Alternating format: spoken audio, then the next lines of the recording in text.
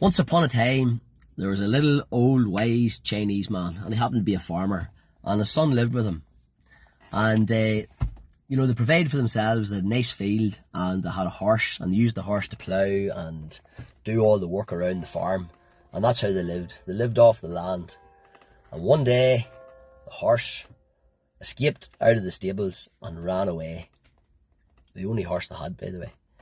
And all the neighbours gathered around and came over to the wee wise Chinese man and said, "That's terrible.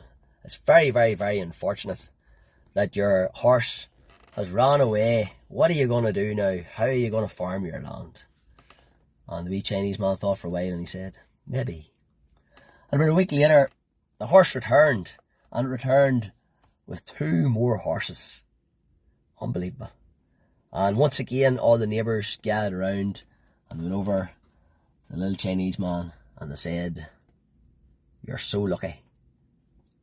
You've been blessed with 3 horses now. Your horse ran away and it brought back 2. You're so, so lucky." And the little China man replied, "Maybe." So about a month went by, and the China man's young fella, he was out trying to break in these new horses. And one of the horses bucked him off, and he fell, and he broke his leg in 3 places. Oh, and he was lying up in bed, and all the neighbours came round to visit, and they came in to see him, and they said to the wee Chinaman, says, "You're so unfortunate. It's very, very unlucky.